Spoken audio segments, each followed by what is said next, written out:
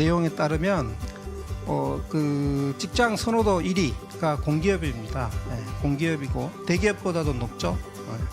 근데 실제로 어쨌든 선호도에서는 어떤 최고의 인기를 누리고 있습니다.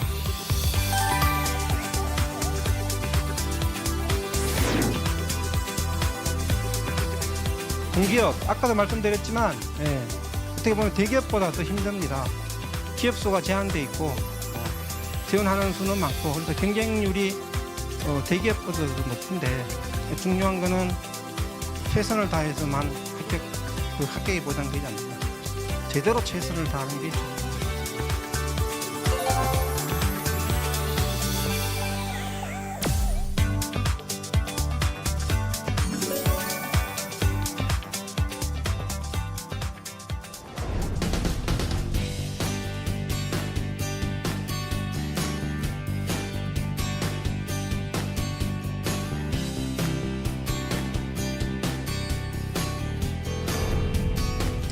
네, 안녕하세요. 날도 좀 굳은데 오늘 이렇게 특강에 오셔서 감사드립니다. 저는 커리어 연구소 임호근입니다. 반갑습니다. 우선 공기업 어떤 채용 환경에 대해서 먼저 알아보는 시간을 갖도록 하겠습니다. 잡코리아에서 어떤 조사한 내용에 따르면 그 직장 선호도 1위가 공기업입니다. 공기업이고 대기업보다도 높죠. 근데 실제로 지원하는 기준으로 보면 중소기업이 제일 많은데 어쨌든 선호도에서는 어떤 최고의 인기를 누리고 있습니다. 그러면 왜 이렇게 공기업이 인기가 좋으냐? 보면은 일단은 연봉하고 복지 측면에서 그게 이제 대기업 수준에 못지 않습니다. 그래서 얼마 전에 그 통계를 보니까 공기업 전체 그 연봉 수준이 평균이 한 3,500 정도다 이런 통계가 나왔고요. 그 다음에 5,000이 넘는 공기업도 한 두 군데 정도, 그 다음에 한 12 정도가 보니까 한 4,500 정도 이런 정도 나왔더라고요. 그래서 제가 볼 때 대기업보다는 조금 낮은 수준이긴 한데 그래도 얼추 대기업에 근접하는 이런 수준인 것 같아요. 대기업은 비교적 그 성과급 체계가 많이 이제 활성화가 되어서 이 기준 연봉에다가 성과급까지 포함하면은 이 공기업보다는 좀 높을 겁니다. 그렇지만 이제 기준만 따지게 되면 공기업하고 거의 좀 비슷한 수준이 아니겠느냐 이런 생각을 해보고요. 그다음에 이제 그 분류에 대해서 한번 알아보겠습니다. 원래 이 일반적인 명칭은 공공기관이 맞습니다. 공공기관. 그래서 그 공공기관이란 정부의 출자 또는 재정 지원으로 설립돼서 운영되는 기관으로서 공공기관 운영에 관한 법률로 운영되고 기획재정부에서 총괄을 하고 있습니다. 그다음에 지금 현재 올해 3월 기준으로 해서 개수는 338개, 종사하고 있는 인원은 29만 8천 명 정도의 수준입니다. 그래서 이런 공공기관의 어떤 그 분류 기준을 보면 크게 세 가지로 나눠지는데요. 우리가 흔히 아는 일반 시장 어떤 돈을 버는 이런 쪽의 공기업과 관련된 게 공기업입니다. 그래서 공기업에는 시장형, 준시장형이 있는데 시장형 같은 경우에는 자산이 2조 이상, 그 다음에 전체 매출의 85% 이상이 자체적으로 매출이 나는 곳. 이렇게 해서 한 15군데 있는데 한국전력, 가스공사, 석유공사, 인천공항공사 이런 쪽이 대표적으로 시장형이고요. 준시장은 자체 수입이 그 총 수입의 50% 이상, 그 다음에 80% 미만 이런 쪽이죠. 그런 쪽인데 한 20개 정도가 있는데 우리가 아는 철도공사, 그다음에 도로공사, 마사회, 토지주택공사 이런 부분들이 준시장형에 포함하고 있습니다. 지역인재 채용에 대해서 좀 설명을 드리면 이거는 이제 17년도 9월달에 국토교통부에서 나온 자료인데요.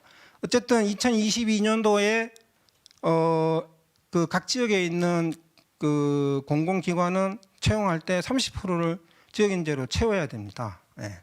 이게 과거에는 지역 인재는 10%이 권장 사항이었는데 이게 이제 작년에 30% 의무 사항으로 바뀌었습니다. 그래서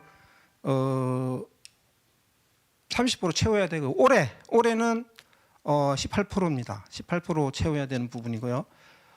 그다음에 채용하는 방식은 채용 할당제가 아니라 채용 목표제입니다. 이 말은 무슨 말이냐 그러면 100명을 뽑으면 할당제다 그러면 18명을 지역 인재로 뽑고 82명을 나머지 쪽에서 뽑아야 되는 게 딱 결정이 되는데 그렇게 하지 않고 채용 목표제는 지역 인재 출신자들한테 가점을 줍니다. 그래서 뭐 기업마다 다른데 어떤 쪽에서는 서류 전형 때 가점을 주고 필기에도 가점을 주고 면접에도 가점을 주는 이런 쪽의 기업도 있고 아니면 서류에서만 가점을 주는 이런 기업들도 있습니다. 그래서 어쨌든 지역 인재해서 가점을 주어서 최종 면접까지 딱 나왔는데 그래서 성적순으로 100일을 딱 잘랐는데 보니까 지역 인재가 13명밖에 들어와 있지 않아요. 그러면 5명이 모자라죠. 그러면은 그 5명을 추가로 뽑습니다. 그래서 결국에는 105명을 뽑고 지역 인재는 18명을 이렇게 충원하는 이런 형태로 가는 게 이 채용 목표제입니다. 근데 이것도 뭐 석박사급 이런 쪽의 전문 인력이라든지 아니면 뽑는데 5명 이하 이런 쪽은 이런 기준을 적용하지 않는 부분들이 있고요. 그다음에 지역 인재 채용인데 지역의 기준은 현재로서는 광역시도로 되어 있습니다. 네, 광역시도로 되어 있고요. 그래서 보면 아까 그 보신 거에 보면 전남하고 광주는 묶여져 있죠. 네, 거기는 전라남도하고 광주광역시가 야 우리는 같이 하자 이렇게 해서 거기는 묶여져 있어요. 근데 울산하고 경상남도 이런 쪽에서는 경상남도에서 같이 하자 그러니까 울산이 싫어. 나는 우리는 우리만 할 거야. 왜? 합치면 좀 자기네한테 뭐 기회가 덜 올 수도 있죠. 그렇게 해서 기준은 광역시도 단체 기준으로 하고 있습니다. 대구하고 경북은 2016년도에 합쳤어요. 여기 합초가 있고 나머지 이런 쪽은 합치질 못하고 있습니다. 그 다음에 제도 취지가 지방대학 활성화를 통한 서울 지방 간 불균형 해소에 있기 때문에 서울 수도권은 지역인재에 속하지 않습니다. 그래서 뭐 서울에 있는 공기업 뽑을 때 나는 서울에 있는 대학이니까 나는 서울 소재 지역인재로 뽑히겠다 이런 거는 아니고요. 서울 수도권은 지역인재 기준에 들어가지 않고 전국권으로 그냥 다 들어갑니다. 그다음에 그 지역인재 학교 기준은 최종 졸업을 의뢰합니다. 그래서 내가 고등학교를 뭐 예를 들면 강원도에 있는 고등학교 나왔는데 공부를 잘해서 서울로 대학을 왔어요.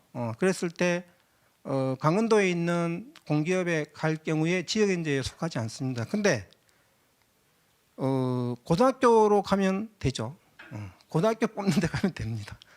근데 요즘은 이제 그 공기업도 보면 고졸 그다음에 그 전문학사나 일반 학사 이렇게 묶어서 뽑죠. 그래서 최종 학력 기준입니다. 그래서 고등학교 뽑을 때는 고등학교가 어느 지역이냐를 보는 거고 그다음에 대학교에 준하는 이런 쪽의 학력에 관계되는 쪽에서 채용을 하게 되면 대학교가 어디냐 이런 걸 봅니다. 그래서 처음에 얘기가 나왔을 때 저희 그 취업 시장에 그런 얘기 많이 돌았어요. 야 강원도나 울산 같은 데는 대학교 한 3, 4학년 때 저쪽 울산으로 편입을 가면 좀 좋을 수도 있겠다. 서울에서 그 박태지게 경리하지 말고 뭐 그런 이야기도 있었어요. 이게 그 공공기관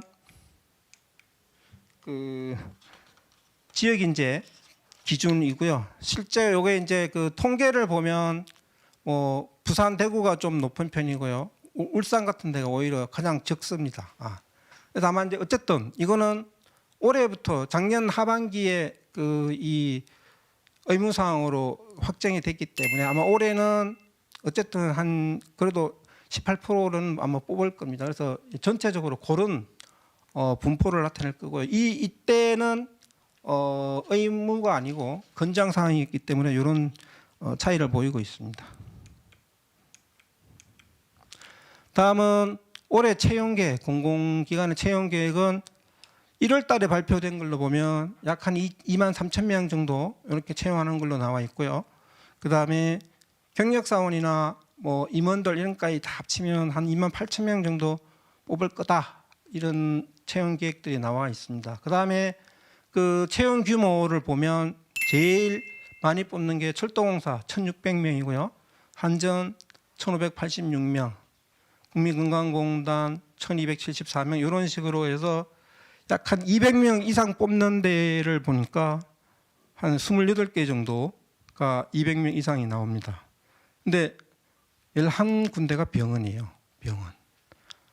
그래서 병원 행정 쪽에 지원하는 친구들도 또 상당히 많습니다. 블라인드 채용에 대해서 간단하게 말씀을 좀 드리면 결국에는 어떤 능력 중심의 채용을 가는 데 있어서 한 방법론인 겁니다. 이 방법론이고 어떤 내용이냐? 채용 과정, 특히 서류 전형하고 면접에서 어떤 편견이 개입되어서 불합리한 차별을 발생할 수 있는 출신, 가족 관계, 학력, 외모 이런 거를 하지 말라. 이런 내용입니다. 그래서 입사 지원서에 출신 지역, 가족, 신체적 조건, 사진 이런 거, 학력 이런 거 기술을 하는 내용들이 다 거의 다 사라졌고요. 그다음에 면접에서도 이런 거를 묻지 못하게 돼 있고 정보도 제공해 주지 않도록 이렇게 해서 서류 전형과 면접에서 어떤 편견을 야기시킬 수 있는 이런 요소를 원천적으로 배제해라. 그렇게 해서 진행해라. 이런 내용으로 블라인드 채용에 적용이 되고 있습니다. 그래서 실제로 저도 공기업 면접위원 이렇게 가면 정보가 하나도 없어요. 어떤 공기업은 이름조차도 안 주는 공기업도 있어요. 그래서 F121번 재무직무를 지원한 F121번입니다. 이렇게 하는 데도 있고요. 어떤 데는 이름을 주는데 기본적으로 학교 전공 이런 부분들은 거의 다 표기가 안 돼 있어요. 그런 부분들입니다. 근데 이게 이제 처음에 나올 때 나는 공부 열심히 해서 좋은 대학 갔는데 왜 이걸 못 찍게 하냐 이런 부분들도 있었고요. 또 나는 공부를 열심히 해서 4.5 만점에 4.2를 받았는데 이거를 내가 좀 무기로 삼아야 되는데 왜 학점을 못 찍게 하냐? 또 이런 쪽에서 오히려 이거 좀 불합리한 거 아니냐? 이런 쪽의 의견들도 많이 나왔습니다. 많이 나왔어요. 어떻게 맞고 틀리는 문제는 아닌 것 같고요. 맞고 틀리는 문제는 아닌 것 같고 그게 긍정적으로 다가오는 것도 있고 부정적으로 이렇게 또 영향을 미치는 게 있어서 상황에 따라서 이게 해야 된다 말해야 된다 이렇게 일괄적으로 하기는 좀 어려운 것 같습니다. 실제로 학점 같은 경우에 제가 한 과장 팀장 때만 해도 학점이 어떤 그 학생이면 기본적으로 공부를 해야 되는 게 기본이다. 그래서 어떤 이 사람이 성실하냐 아니냐 그거를 판단할 때 그 기준으로 학점을 활용했어요. 학점을 활용해가지고 4.5 만점에 4.2는 만점, 4.0에서 4.2는 90%, 그다음에 3.5에서 4.0은 70%, 그다음에 3.0에서 3.5는 60%, 이렇게 차등을 줘서 했는데 저도 해보니까 막말로에서 3.5하고 4.2하고 회사에서 일해보니까 일 잘하는 거 못하는 거하고 차이 없더라. 그래서 지금은 대부분의 일반 기업들은 학점 얼마 이상이면 된다 이렇게만 하고 있죠. 그래서 커트라인으로만 활용하고 있는 게 대부분이고요. 아주 좀 일부만 아마 학점을 이렇게 구간을 둬서 차별화된 이런 쪽에 아마 점수를 반영하고 있는 걸로 알고 있습니다.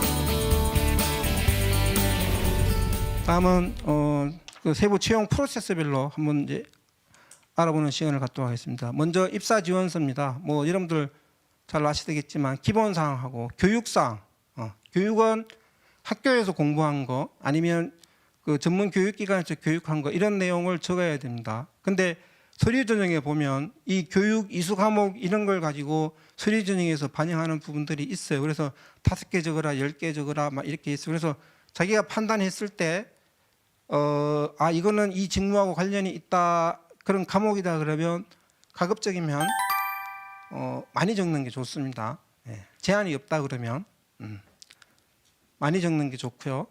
그 다음에 자격증, 자격증 적는 난이 있고 경험 또는 경력.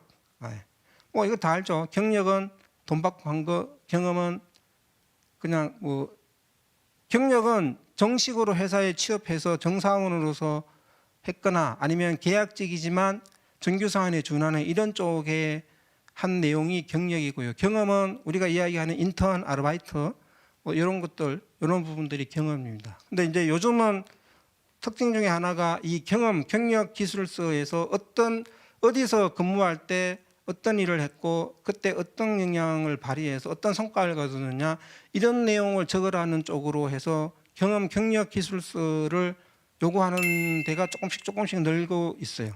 대신에 자기소개서가 없어지고 그런 모습들이 또 올해 좀 상반기에 나온 어떤 그런 내용들이 되겠습니다. 다음은 이제 채용 공고 몇 가지를 분석을 한번 해보겠습니다. 그래서 한전 기본적으로 학력, 전공, 연령, 성별 제한이 없습니다. 이거는 모든 공기업에 공통으로 적용되는 부분이고요. 다만 여기도 나왔지만 그 배전, 송변전 이런 쪽은 이러이러한 쪽에 전공자가 필요하다. 그래서 보통 행정 쪽에 그 인문사회계는 전공을 별도로 표기를 안 합니다. 하지만 이공계 쪽 같은 경우에 토목, 건축, 그다음에 전기전자 이런 쪽이라 그러면 무슨 전공 해서 그 전공을 이수한 사람만 지원할 수 있는 이런 형태로 많이 진행이 됩니다. 그래서 뭐 이공계는 이런 부분들을 알 필요가 있고요. 보니까 여기도 지원 자격에 외국어가 딱 들어가 있어요. 700점 이런 게 있고요. 보니까 거의 700점인 것 같아요. 공기업의 채용 자격의 영어. 그래서 왜 영어를 이렇게 중요하시는 저도 잘 모르겠어요. 이 지원 자격에 이게 들어가 있는지는. 그다음에 이제 서류 전형 한전 같은 경우에는 외국어 100점, 자격증 가점 20점 이렇게 해요. 자기소개서는 적분만 판단합니다. 이 말은 뭐예요? 자기소개서가 평가 점수에 들어가지 않는다는 이야기예요. 그럼 이거 외국어가 중요합니다. 제일 중요합니다. 서류 전형이 통과되기 위해서. 예를 들면 100배수잖아요. 근데 200명 지금 200배수가 지원했어요. 그러면 반 떨어지죠? 떨어지는 게 가장 큰 요소가 뭐예요? 외국어입니다. 그러면 뭐예요? 내가 영어에 710점 이거 가지고 한전 지원하면 가당 안 되겠죠? 예. 이런 부분들이 좀 그래서 어떤 기준으로 서류 전형을 하는지 이 부분에 대해서 알아야 됩니다. 특히 자기소개서 이런 부분들이 평가 점수에 반영이 되는지 아니면 그냥 적합, 부적합 이걸로만 판단이 되는지 적합, 부적합만 판단이 된다 그러면 뭐예요? 대기업에서 자기소개서 썼듯이 그 정도의 에너지를 쏟을 필요는 없는 것 같아요. 대신에 필기 시험 준비에 에너지를 많이 쏟아야 되겠죠. 그런 부분이 있을 거고 자격증은 보니까 크말, 1급, 한국사, 국어 세 가지는 공기업 같은 경우에는 기본적으로 따야 될 것 같아요. 여러분 따야 될 것 같고요. 그 다음에 우대 그 한전 자기네 인턴한 경력을 우대해 주는 이런 부분들이 있습니다. 그런 부분들이 있고.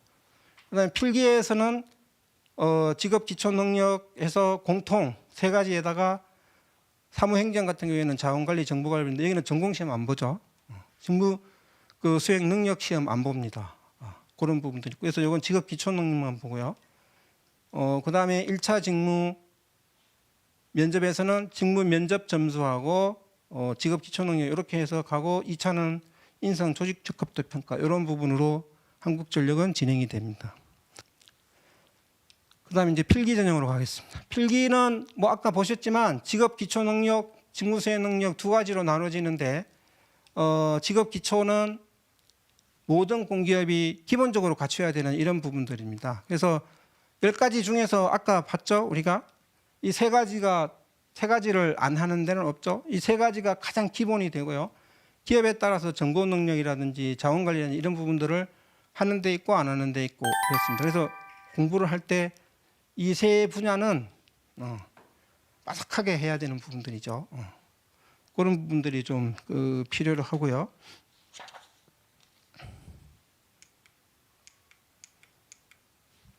그래서 뭐 당연히 뭐 시중에 나가서 뭐 NCS 관련된 책들 사서 필기 시험 준비하죠. 보니까 오래 하는 친구는 6개월까지도 해요. 6개월까지 하고 뭐 그다음에 짧게 하는 친구들은 뭐 한 달 하는 친구도 있고. 그래서 중요한 거는 반복적으로 계속해서 좀 풀어보는 게 필요한 것 같고요. 그런 분들이 좀 필요한 것 같습니다. 면접은 NCS에서 면접은 이게 크게 4가지로 나눠집니다. 그래서 우선은 1차 실무, 2차 임원 최종 면접 이렇게 나오는데 실무에서 제일 많이 쓰이는 게 이 PT 면접이에요. PT 면접인데 보통은 주제가 비즈니스 케이스, 그러니까 그 회사의 사업이라든지 지원한 직무와 관련해서 주제가 나오는 이런 경우가 있고, 아니면 일반 시사 문제 뭐 이런 게 나오는 경우가 있습니다. 그래서 이런 부분이 있고, 그다음에 유형도 문제 해결형일 수 있고 의사결정 이렇게 나올 수 있습니다. 그래서 예를 들면 문제 해결 같은 경우에는 미세먼지 개선 방안에 대해서 발표해봐라 이렇게 나오는 거죠. 이거는 이제 문제를 해결하는 거고, 의사결정은 우리 회사의 CSV 추진 방안에 대해서 이야기해봐라 이렇게 나오는 겁니다. 이거는 문제를 해결하는 게 아니라 어떻게 할 건지 그 계획을 해봐라 이런 내용이죠. 그래서 보통은 문제 해결력이다 그러면 현황이 어떻고 지금 문제가 뭐가 문제고 뭐가 문제다. 그 다음에 그 문제가 여러 가지가 나오죠. 그래서 각 문제별로 원인을 따져 들어갑니다. 따져 들어가면 그 원인이 여러 가지가 나오죠. 그 중에서도 핵심 원인이 있고 또 그 상대적으로 중요도가 떨어지는 이런 쪽의 원인도 있을 수 있습니다. 그러니까 핵심되는 원인을 찾아서 해결 방안을 갖다가 도출을 해야 되는데, 이런 해결 방안도 여러 가지가 나올 수 있죠. 그런데 이런 여러 가지 해결 방안도 실시하게 용이하냐, 그다음에 이걸 했을 때 그 문제가 해결이 되는 그 효과가 어느 정도냐, 그다음에 비용은 어느 정도 들어가느냐, 시간은 어느 정도, 이런 걸 고려해서 이 해결 방안을 평가를 통해서 가장 최적의 그 해결 방안을 선택하는 이런 논리로 이 문제 해결형은 구조를 잡는 게 좋습니다. 그래서 뭐 보통은 주제 주고 뭐 20분, 30분 동안 이렇게 정리하게 하죠. 그리고 발표 5분 하고 Q&A 한 10분 정도 이렇게 하는데, 그렇게 했을 때 현황이 어떻고 문제가 어떻고 원인이 뭐고 해결 방안이 뭐다, 이런 논리적으로 해서 그 내용을 핵심 그 키워드 중심으로 해서 정리를 해서 그걸 발표하는 이런 형태로 갔으면 좋겠고요. 그다음에 의사결정형은 뭐 기납법으로 가느냐 인약법으로 가느냐 할 수 있는데, 보통은 지금 상황이 어떻고 이렇게 가야 된다. 왜? 이렇게 가면은 이제 기납법이 되는 거고, 연역법은 지금 상황이 이렇다. 이런 걸 고려해야 돼서 이렇게 가야 된다. 뭐 연역법인데 주로 이 귀납법 형태를 많이 쓰고 있습니다. 이런 부분. 그래서 이게 PT인데 제가 이렇게 PT 면접을 해보면 제일 중요한 거는 컨텐츠입니다. 컨텐츠가 퀄리티가 있어야 돼요. 말 아무리 잘해도 소용없어요. 말 뜨듬뜨듬 해도 좋은데 컨텐츠가 충실해야 돼요. 그래서 예를 들면 이 일하기 좋은 직장, 기업 만들기, 그레이트 워크플레이스 만드는데 그거에 대해서 뭐 아이디어를 내봐라 그러면 보통 그레이트 워크플레이스의 3가지 요소가 나오죠. 트러스트, 프라이드, 펀, 이 3가지를 이야기해 줘야 됩니다. 그래서 트러스트를 구축하기 위해서 어떻게 하고, 프라이드를 가지기 위해서 어떻게 하고, 펀 쪽의 기업 문화를 조성하기 위해서 어떻게 하고, 이런 내용으로 해서 이 3가지가 다 어우러져야 되는데 그냥 펀 이야기만 계속해요. 그래서 밥 먹어야 되고 동호회 잘 해야 되고 뭐 그다음에 그 야유회 잘 가야 되고 이런 이야기만 계속 하거든요. 근데 그거 말 조리 있게 아무리 잘해도 그거는 3분의 1밖에 해당되는 게 아니에요. 그래서 중요한 거는 컨텐츠입니다. 그래서 우선 컨텐츠 퀄리티 이런 부분에 있어서 좀 준비하는 게 필요합니다. 이제 그런 부분들, 그런 부분들이 필요하고요. 그다음에 토론. 똑같아요. 이것도 뭐 회사 문제를 줄 수도 있고 우리 회사의 발전 방향에 대해서 토론해봐 이렇게 할 수도 있고 아니면 시사 문제 뭐 이런 부분을 줄 수도 있습니다. 그래서 뭐 예를 들면 사형제 폐지해야 되냐 말아야 되냐 이런 것도 일 수 있고요. 뭐 그다음에 뭐 A 해야 되냐 B 해야 되냐 이런 문제들 많이 나오죠. 그래서 방식도 찬반이냐 그냥 토론이냐 뭐 최저임금이 기업에 미치는 영향에 대해서 토의해봐라 이런 거는 그냥 자유토론이죠. 근데 뭐 예를 들면 해야 되냐 말아야 되냐 이런 거는 찬반이고 이런 부분에 대해서 다양한 주제들이 나올 수가 있고요. 그다음에 이제 준비해야 될 거는 주의해야 될 거는 찬반 모두를 생각을 해야 된다. 그래서 나는 막 이런 쪽인데 너는 반대쪽에 속해서 그런 쪽의 의견을 해봐 이렇게 할 수도 있습니다. 그다음에 항상 경청의 자세로 상대방의 의견을 존중해라 이런 게 있고요. 그다음에 적성은 오케이나 공격은 안 된다 이런 부분이고 그다음에 필기 같은 거 하면서 다른 파트 쪽 상대방의 의견 같은 것들을 갖다 이렇게 정리하면서 그걸 보면서 얘기하는 것도 좋고요. 중요한 게 토론의 성자를 가리는 게 아니라 서로의 의견을 경청하고 이성적으로 주장하고 교환해서 합리적 결론으로 통합하는 과정이 중요하다. 왜? 회사 들어가면 어떤 사안을 놓고 그 부서 간에 옥신각신하는 경우가 굉장히 많습니다. 그래서 결국에는 서로의 어떤 위인하는 이런 쪽으로 이 결론이 나야 되는데 그런 쪽에서 막 자기 주장만 하고 이렇게 하면 제대로 결론이 안 나는데 근데 의외로 회사에서 그런 상황들이 많이 벌어지기 때문에 그런 쪽에 감안해서 이 친구가 그런 쪽에서 얼마만큼 좀 플렉시블하고 그다음에 자기의 어떤 주장을 논리적으로 펴는지 그다음에 상대방의 논리에 대해서 얼마나 좀 예의 있고 이런 쪽으로 반응을 하는지 이런 두루두루한 걸 갖다 다 보고자 하는 부분들이기 때문에 그런 쪽에서 주의해야 될 게 있고요. 준비는 논지가 다른 신문 2개 보는 거 좋다. 그래서 그냥 한겨레하고 조선일보 2가지 다 보는 것도 좋고요. 그다음에 어떤 사건이나 이슈에 대해서 다른 논지의 글.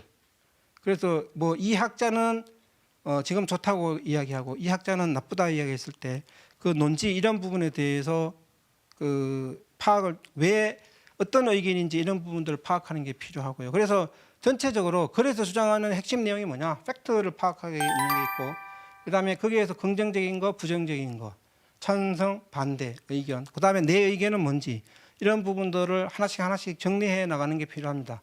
뭐 채용 전문 사이트에서 보면 뭐 2주의 시사 이런 거 해가지고 이렇게 막 릴리스 하기도 하죠. 그렇게 하기도 하는데 제가 보니까 조금은 뭐 괜찮은 부분도 있는데 좀 미흡한 부분도 있어요. 그래서 이 부분은 꾸준히 준비를 해야 됩니다. 그래서 이슈가 되는 사회적으로 이슈가 되는 어떤 사안 이런 부분들은 A4지에 한 반 장 정도는 팩트에 대해서 정리를 하고 그다음에는 어떤 긍정적인 부분, 부정적인 부분에 대해서 정리를 하고 마지막에 내 의견 이렇게 해서 한 주제에 한 A4지 한 장 정도로 정리를 해서 차곡차곡 좀 쌓아놨다가 나중에 뭐 PT나 집단 토의 이런 거 한다 했을 때 그걸 한번 쭉 리뷰하고 이렇게 들어갈 수 있는 이런 부분들은 좀 필요한 것 같아요. 이런 부분들.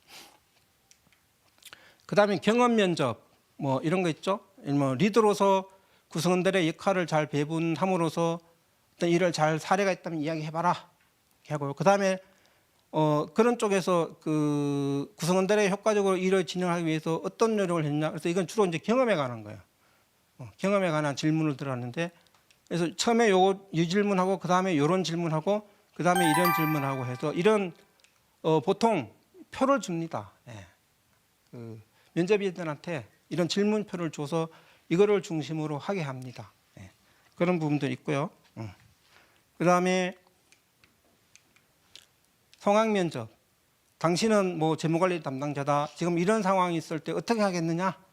그랬을 때 어떤 조치를 취하냐? 이런 질문도 주고 기대되는 행동 이런 거 해가지고 평점 이런 거 해서 이것도 줍니다. 그래서 이런 분들 줘요. 근데 보편적으로 보면 뭐 그 경험 같은 경우에는 인재상 있죠, 인재상. 그래서 뭐 신뢰, 정지, 어떤 사안에서 그 남으로부터 신뢰를 얻어서 뭐 일을 제대로 이렇게 성취한 사례 이야기해 보세요. 이런 거. 그러니까 인재상의 뭐 핵심, 뭐 그다음에 도전 이런 게 있다 그러면 도전적인 경험 이야기해 보세요. 이런 거. 그래서 인재상에서 나온 키워드 그런 부분들이 이 경험의 주제로 많이 나올 수가 있고요. 그다음에 자기소개서의 그 항목들 있죠. 그 중에서 주로 경험에 관련되는 부분, 이런 부분들을 다시 물을 수도 있습니다. 그래서 뭐 근데 자기소개서 쓴 거 또 이야기해도 돼요? 뭐 그렇기도 하는데 안 되는 건 없어요. 안 되는 건 없어요. 정 없으면 그거 해도 되고 뭐 다른 거 준비할 게 있으면 자기소개서 말고 다른 거 준비해도 됩니다. 어떤 때는 자기소개서에 적은 거 말고 다른 거 저기 경험사례 이야기해 주세요라고 면접위원이 그 질문을 하기도 합니다. 그래서 자기소개서 내용도 이 면접에서 활용될 수 있지만 그 외에 다른 사례도 한 개 정도는 더 준비해가는 게 좋을 것 같아요. 그런 부분. 그 다음에 임원 면접. 그래서 보면 뭐 기출문제, 한국전력 뭐 이런 쪽에 있죠. 그래서 전체적으로 보면 자기소개 해보세요. 그 다음에 우리 회사 왜 지원했어요? 뭐 이런 거. 그 다음에 이 직무 지원했는데 뭐 본인이 뭐 이런 쪽에서 어떤 강점을 가지고 있어요? 뭐 이런 거 물어보기도 하고. 그 다음에 우리 회사 사업에 대해서 이야기해 보세요.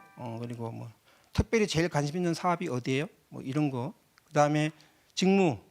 우리 회사에서 이 직무를 하게 된다면 꼭 해보고 싶은 어떤 과제나 뭐 이런 게 있어요. 그런 거 있으면 한번 이야기해 보세요. 뭐 이런 거 묻기도 합니다. 이 직무에 대한 이해. 그 다음에 뭐 예를 들면 인사다 그러면 요즘 그 근로시간 단축, 노동생산성 이런 문제가 심각한데 그거에 대해서 한번 이야기해 보세요. 뭐 이런 거 묻기도 하고요. 재무다 그러면 회계다 그러면 우리 회사 재무제표 보셨나요? 거기서 어떤 특성이 있는지 한 두세 가지만 이야기해 보세요. 뭐 이런 것도 묻기도 합니다. 직무에 대해서. 그런 것도 있고. 그다음에 입사업 포부, 뭐 그다음에 경험 및 상황. 아까 그 경험 상황이 1차에도 나오지만 2차에서도 간단한 거 이런 질문들이 또 나올 수 있습니다. 이런 부분이 있고 그다음에 마지막 코멘터 이런 부분들이 나올 수가 있습니다. 그다음에 마지막으로 입사업 포부. 입사업 포부는 보통 뭐 한 10년 정도의 어떤 이 계획을 이야기하는 건데 뭐 해당 분야에서 특별히 어떤 전문가가 되겠다. 뭐 이렇게 해서 구체적인 액션 플랜 이런 부분을 이야기할 수도 있고 그다음에 어떤 특정 사업에서 어떤 과제를 성공적으로 추진해서 어떤 기업의 발전에 기여하겠다. 뭐 이런 내용으로도 이야기할 수가 있습니다. 그다음에 마지막으로 할 말, 질문 이런 부분들.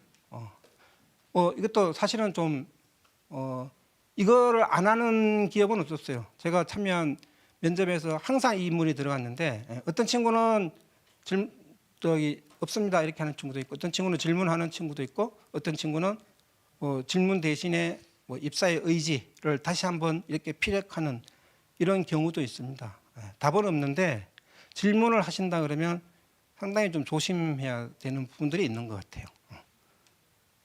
그래서 그냥 입사에 대한 의지 열정을 다른 각도에서 한 번 더 이렇게 이야기해 주는 이런 것들이 좀 무난하지 않을까라는 생각입니다. 그래서 면접에서는 제가 봤을 때 여한 경우에도 답이 1번 이상 넘어가면 안 될 것 같아요. 근데 실제로 면접 가서 1번 넘어가면 막 자르는 경우도 있습니다.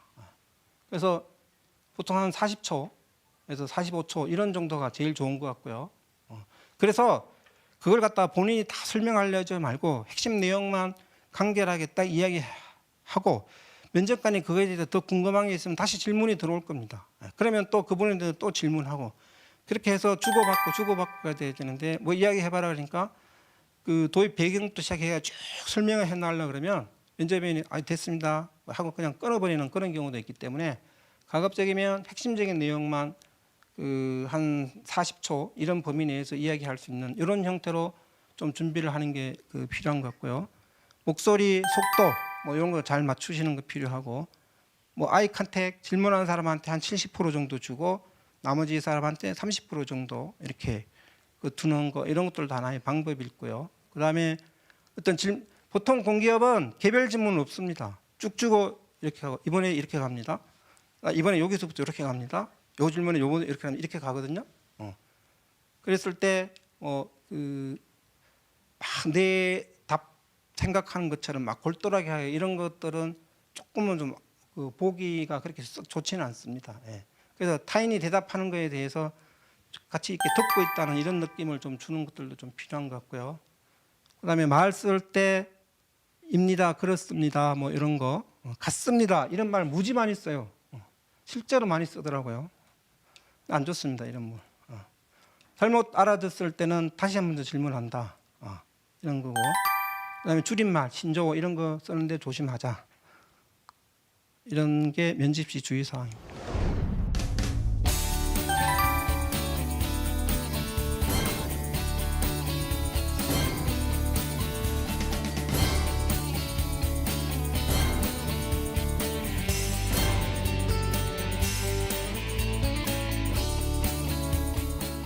그래서 마지막으로 공기업 아까도 말씀드렸지만 어떻게 보면 대기업보다 더 힘듭니다. 기업 수가 제한돼 있고 지원하는 수는 많고 그래서 경쟁률이 대기업보다 더 높은데 중요한 거는 열심히 해서 최선을 다해서 하는 거 이전에 제대로 하는 게 더 중요하다. 최선을 다해서만 합격이 보장되지 않는다. 제대로 최선을 다하는 게 중요하다. 그래서 이런 말씀을 좀 드리고 싶습니다. 그래서 오늘 이제 공기업 어떤 취업 준비 요령 이런 부분에 대해서 개괄적으로 말씀을 드렸는데 공기업을 준비하시는 여러분한테 조금이라도 좀 도움이 됐으면 이런 바람을 가지고 강의를 마치도록 하겠습니다. 감사합니다.